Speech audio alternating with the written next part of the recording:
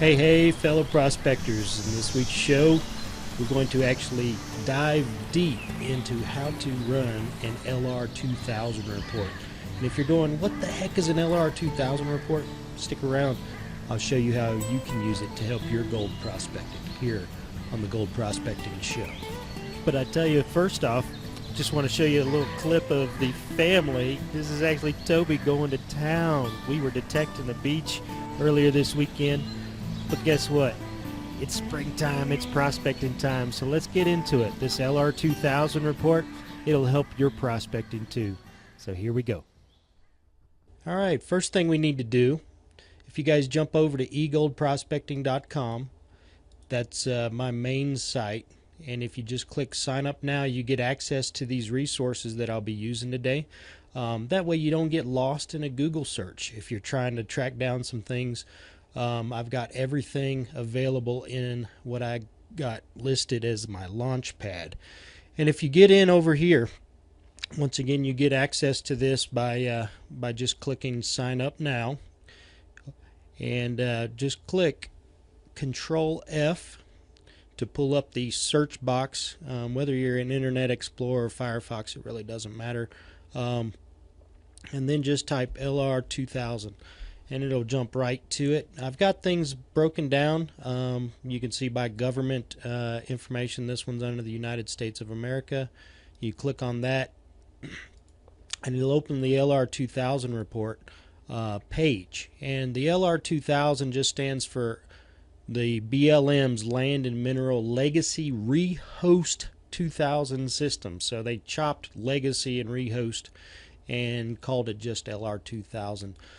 So this used to be integrated with another great service called the Geo Communicator, and once again that's available through the launch pad. And once again, just Control F, Geo Communicator, and it will jump, if I spell it right, Communicator, it'll jump to a link to get you right into the Geo Communicator, and that's the map that we'll be using after we run the LR2000.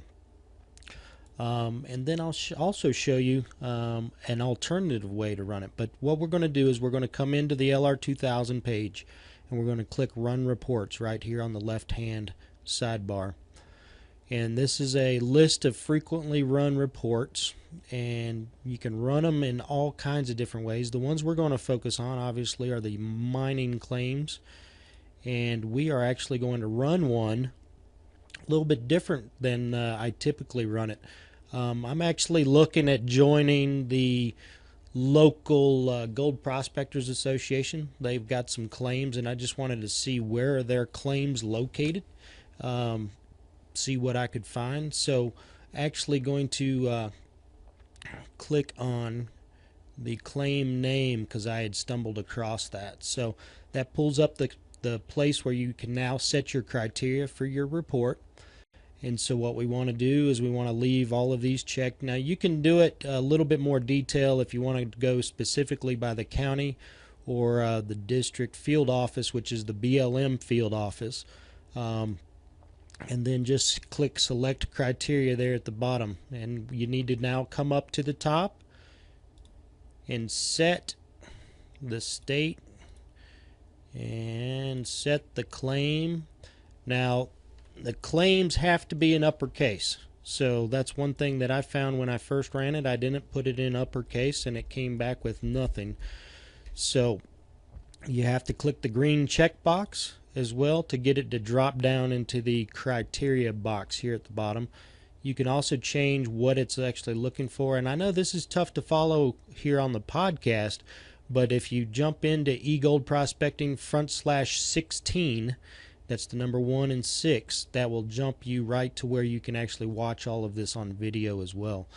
And then we want to set the case disposition. A lot of times when I'm running it, I'll actually select all of them. So if you just hold down the control key, that's the CTRL key, and you can click all of them. But actually this one's an active claim, so that's the only one I need to click. And then I'll just leave it sort by county. And then you just click Run Report. It'll confirm the criteria that you want to run the report for. click OK, and it will run through and do its thing.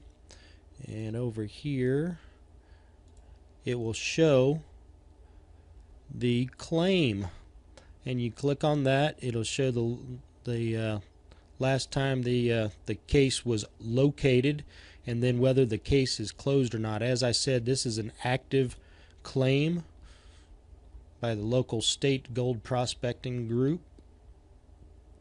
And you can also search by claim owner name. If you know the owner's name, like this one would be the Wyoming Prospectors Association, you can also find that. And it just gives the history. Essentially, let me blow that up so you can see it a little better.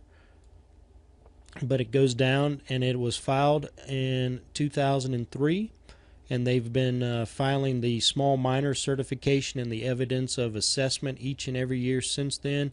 Shows you the history of it, shows you where it's actually located, and then what the required annual maintenance fee is. It is a placer claim, and gives the county, state, the district, and then the BLM office, I imagine, is around here somewhere. But it's 150 acres. And so what we can do now is take the locations, which is the meridian, the township, range, and section. Now, I've got some more resources that show you about the public land survey system, which is how all of this is broken down.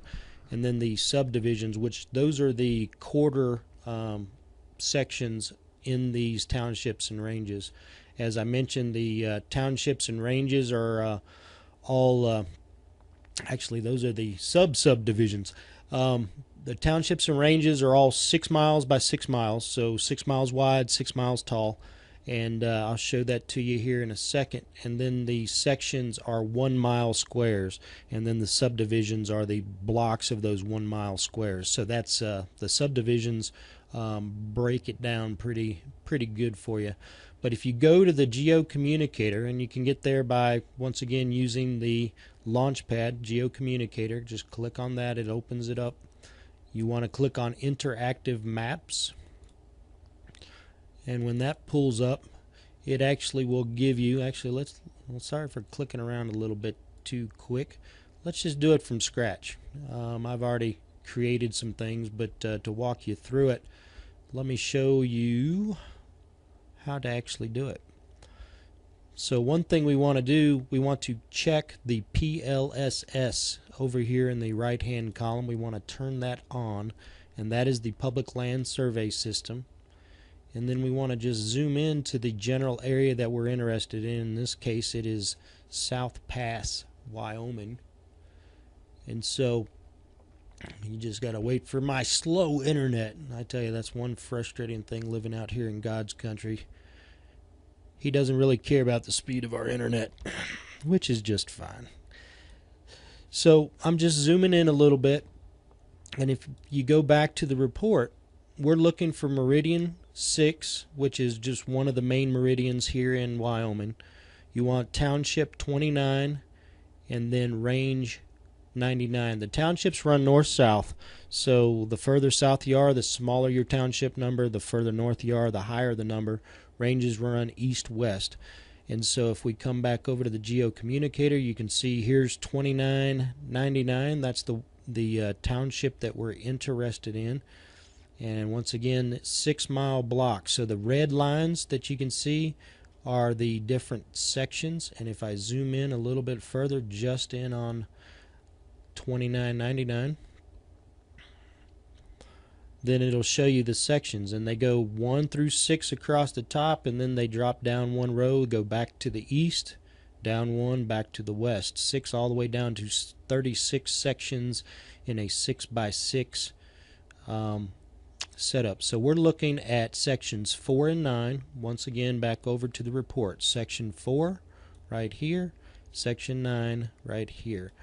So we're going to come over, and one thing I like to do is just zoom in a little bit closer. You can always zoom out again to get some directions or other things, and you can do all of this work in Google Earth if you wanted to, but the geocommunicator actually is not a bad way to actually get these areas. And so if you know that there's a claim in a neighborhood, you usually don't want to prospect over top of it because you are now claim jumping. And but like this, I just wanted a general idea of where it's at and what is upstream of the placer claim. So what I'm going to do is I'm going to sketch in the subdivision. So it's the southwest quarter of the number 4 section. And so this is the southwest quarter, and once again that's broken up into 40-acre blocks. And the problem with the LR2000 is it is not very exact.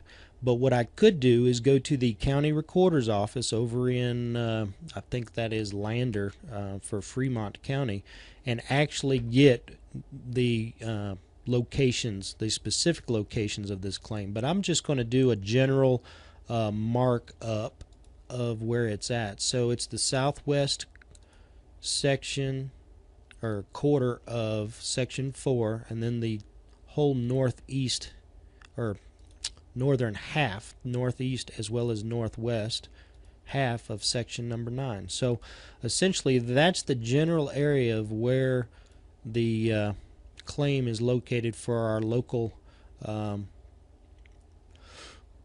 prospecting association. So one thing that you can do is just overlay the topographic and once again the base map over here on the right hand side. And if you're listening to this, once again jump into egoldprospecting.com/16, so 16, to actually watch this as a video, and you can be able to pick that up. But you can see it's in Irish Gulch and Little Beaver Creek. So you actually can move around now and just sort of start taking a look. Well, up the draw from Irish Gulch, there's the Gold Dollar Mine. And I imagine if we ran the LR2000 for the entire township, because once again, I was just looking for a specific name, we can find out who else has claims. And here's some more mines up the hill. And you can turn off the township layer now. It actually starts getting a little cluttered if you are looking at it with too much going on. But there's Miner's Delight. There's a mine, and it's all upstream. You can see the mine is at 8,500 feet here, and we are down the gulch from there down to about 7,900 feet. So that might not be a bad spot. So the reason why I started looking at that is the family and I got out to go to the GPAA, that's the Gold Prospectors Association of America claims down in the South Pass neighborhood, and there's a lot of little workings going on, but I didn't see much major activity, and there was so much overburden because of how far downstream it was. Actually, this area had not been worked with dredges, but I imagine if you dig, but there's 4 to 5 feet of overburden, just silt and other things. And in fact, we saw 2 active beaver dams, so that entire area had probably been beavered up, and the silt is just built up to such an extent that didn't give us much I guess promise.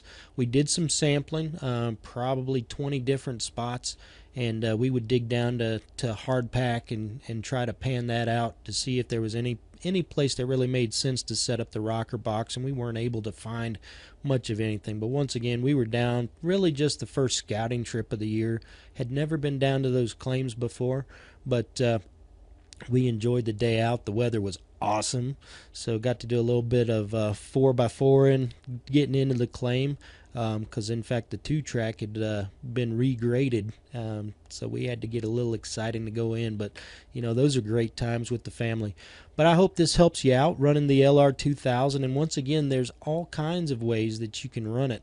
Once again, over on the LR2000, if you click Run Reports, we're going to scroll down again to the mining claims and just take a look. You can run it by state, you can run it by township and range, you can run it by county. You can really specify as much out as you want to. And if you need help running them, just let me know. I'll leave a quick little, hey, run an LR2000 report for me, JC kind of thing. So this is JC. Once again, the Gold Prospecting Show is brought to you each week by egoldprospecting.com. It's my little hobby site where I'm helping guys out. I'm trying to get a search engine put together to where these resources that I use to find places to prospect are not covered up with crap from the internet. I mean, you do a Google search right now for gold prospecting and you probably get 2 billion pages. Well, I've spent most of my time here doing my internet research before the streams open up and the snowmelt starts. You know, that 9 months of winter that we get up here in the higher elevations gives me plenty of time to find those gold nuggets, so that when I go out my first day, I can walk straight into an old mine that's not even listed in the LR2000. That's what I did my first year prospecting. So I hope this helps you out, guys. Once again, this is JC with the Gold Prospecting Show, brought to you by egoldprospecting.com. Jump in over there, get access to these resources so that I can help you out as well. And may you always find what you're looking for. We'll talk to you again next week. Take care, guys.